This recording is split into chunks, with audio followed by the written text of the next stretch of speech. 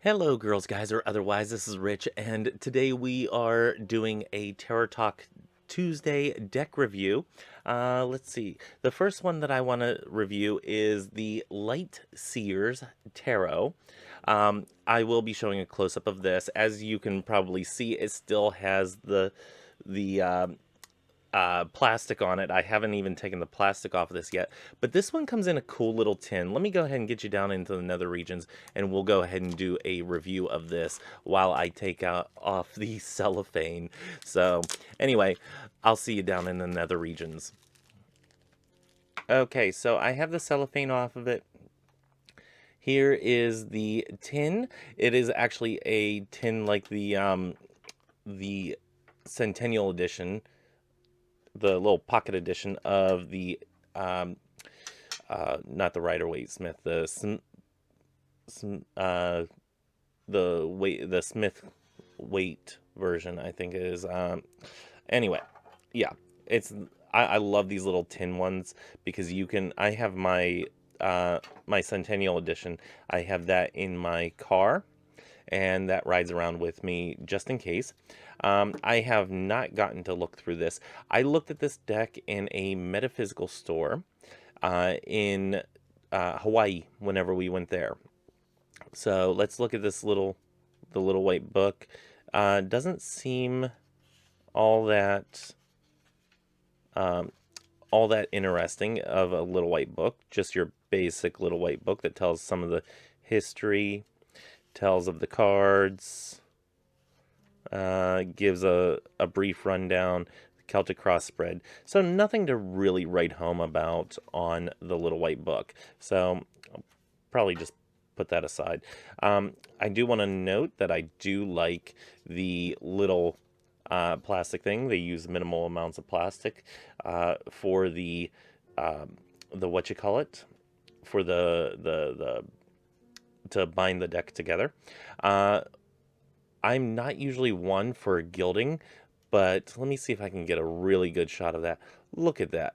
It is like a glittery gilding. It's not like your normal everyday gold gild or silver gild. This one is like a green glitter. I've not seen one like this, I don't think. Maybe I have, and I'm just not really aware of it. This is the main problem that I have with these cards. Listen. Whoops, too far. You hear, I don't know if it picked up. There is like a crackling noise that comes along with these. That's why I don't usually like gilding. Let's go ahead and take just one card. The back is pretty. Uh, it's probably coming in a little granulated. Let me see if I can do something about the lighting here. Nope, the lighting doesn't really help much. Okay, so let's see if I can get it up closer. This camera kind of sucks for these, um, but it is black and it's showing up a little grainy, and I do apologize for that. But you know, we do what we can with what we've got. Let me see if making this smaller. There. Did making it smaller help? I don't know. Maybe it did. But this is like a grayish black. It's coming in a little bit grainier on the picture itself. So yeah, it is fully reversible, from what I can see here. Yeah, even the inside, it looks to be fully reversible. In terms of size, this is your common everyday Rider-Waite Smith, the plasticky version. Yeah, your traditional version there. So it is like a good deal smaller. I'd say it's about the size of a playing card, maybe a little bit. And I just got these out of order, didn't I? Yes, I did. Okay. So yeah, we have that. I didn't, as you can see, I didn't organize these in any manner. So you know what? We're just gonna go with it. It's been a while since I've done a deck review, as you can tell. But we have the full here. Let's see. I want to try to give you all. Eh, there we go.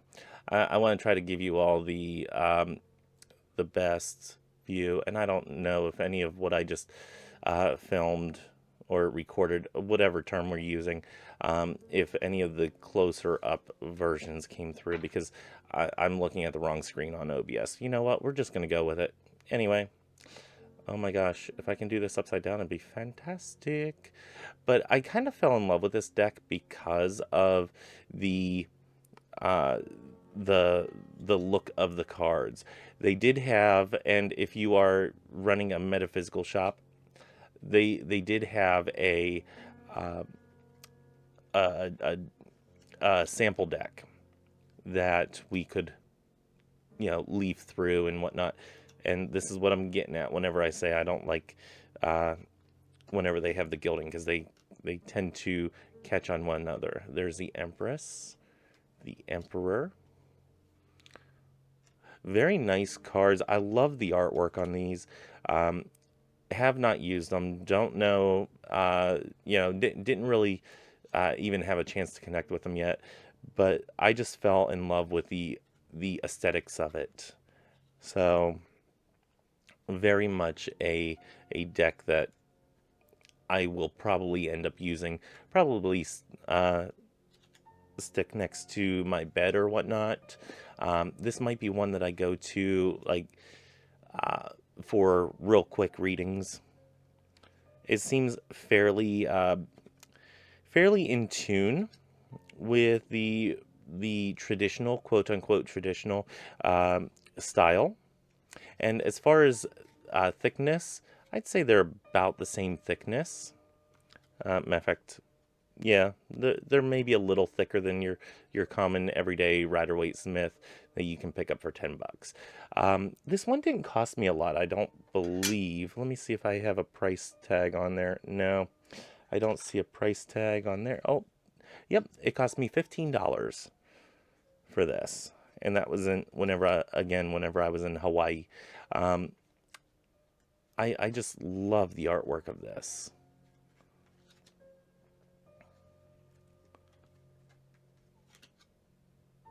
And then we have Death, Temperance, the Devil. Oh, cutie Devil. Okay. I really would like to get more of a sense of what the artist was feeling. I think this deck could have a bigger book, a companion book that goes along with it, because I think there's a lot more to say about this deck than what the normal everyday Rider-Waite Smith type of reader would read into it. I think there's more oomph behind the artwork.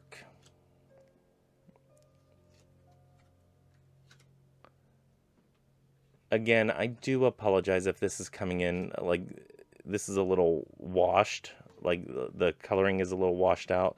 Let me see here, because I just noticed that I am out of order here.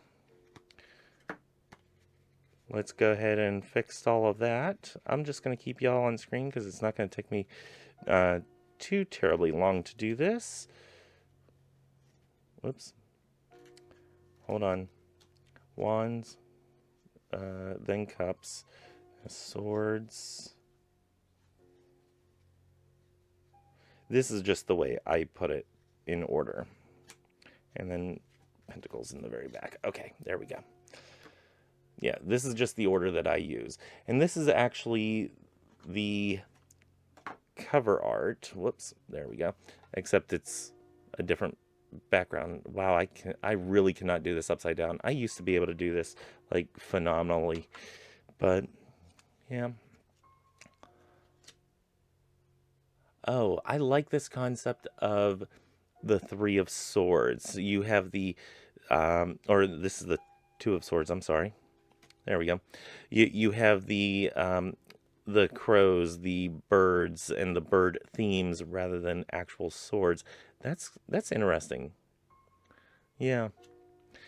I think for this, I would have to rely more on the wording at the bottom, at least starting out. But I like the concept. Oh, that is this is pure agony. This doesn't speak as much to agony, but this one really does. You can just see it on her face there, on the individual's face. This is a cool concept for the Four of Swords, because this is the card for respite and, uh, you know, kind of being closed in and relaxing and rejuvenating yourself. And it doesn't look like they have any birds. I'm not seeing any birds on here, but you do have them resting in a nest. So you still have that bird theme. Um, yeah, you have a lot of symbolism here. I think this would rely more uh, on what you feel with the cards, which I am all about. Oh, the being bound up by your surroundings and by your choices and everything. Um, this one here, the Nine of Swords, being kept up by the birds. Oh my gosh. Yeah, I'm kind of loving this. This is a little bit more of an uplifting, whoops, Ten of Swords than what you usually see. Usually you see one that's more attacking. This one doesn't seem to be attacking as much. So things to note on that. Here we have showing the intellect with the light bulbs and what's commonly referred to as an idea. We have the Knight with the movement. You can clearly see the movement in that card. The Queen of Swords. The King. And if you're hearing that, I do apologize. My mail carrier has shown up, and my two puppies are kind of going a little crazy there because somebody's approaching the house because I have packages that are going out. If you've recently ordered something from me on eBay, link below, I do appreciate it. If you, whoops, I think we have skipped a card. Did I did this one. Did I not do the ace? Where's the ace? Uh-oh. Okay, hold on. I didn't do the ace of wands. Hold on. I think it's got to be around here somewhere.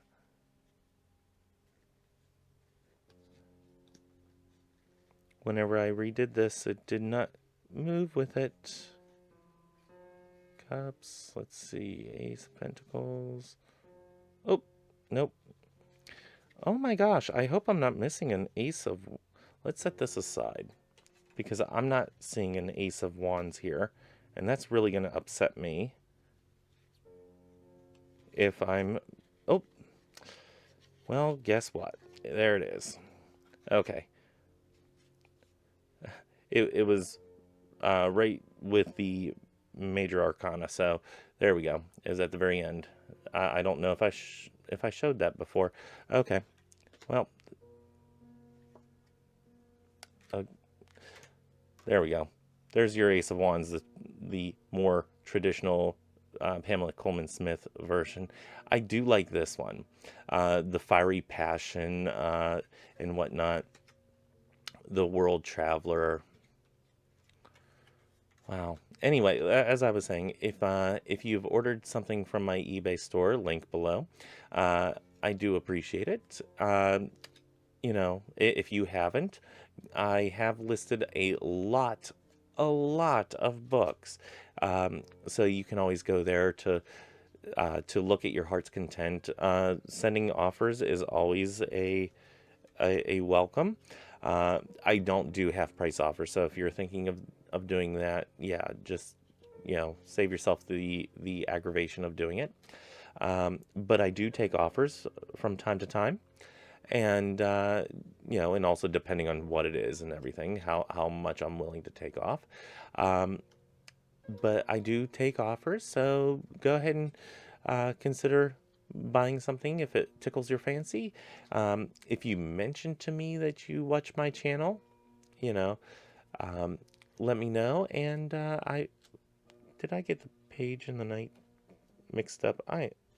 Nope. Hold on. Do we have Do we have two that are together? Oh my gosh, what happened? Where's my page? Page of Wands. Oh, there it is. Page of Wands. I hope this didn't do this on the last one. There we go. Knight of Wands. Queen of Wands. It has been so long, and this is why I usually put them in order before I do a video.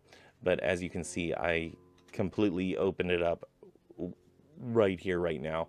Did not take any time to do any organizing. But anyway, yeah, if you mention that you watch my channel, I might consider taking even more of a discount. Just let me know. And if you want combined shipping, if you buy multiple things, I do combine shipping. If you pay before I get a chance to send you an invoice, I do refund the excess shipping cost. So, yeah, just write to me and ask. It's always much appreciated. And if you do live somewhat close, like in the New Jersey area, and you want to save on the shipping entirely, let me know, and we'll arrange a meetup of sorts, and I'll go ahead and deliver it straight to you, depending on how close you are and everything. You know, there was somebody that bought a book, No Country for Old Men. They bought that book yesterday, and they're like, "Oh, I'm local," literally like right down the well, next town over. I was gonna say right down the street, but not really. And you know, if they asked, I would have been like, "Hey, dude, I'll meet you." You know, just something that I would do, save somebody from shipping, saves me from having to do the shipping. So I would take it right to them, and I'd be like, "Okay, I'm gonna run an errand, and I'll, you know, do some shopping for the household while I'm out there." But anyway, it is what it is. They didn't ask, and so yeah, we didn't do that arrangement. This one, oh my gosh, the destituteness of this card. Oh, it is very powerful. The charity card. I like this depiction of the Seven of Pentacles. You have where you're planting and you're waiting for your items to germinate. You're waiting for it to grow. I think that's the right term, germinate. Yeah, you're waiting for things to grow. The studiousness of sitting at a desk, and instead of regular old pentacles, they have the phases of the moons with pentacles in them. I do appreciate that.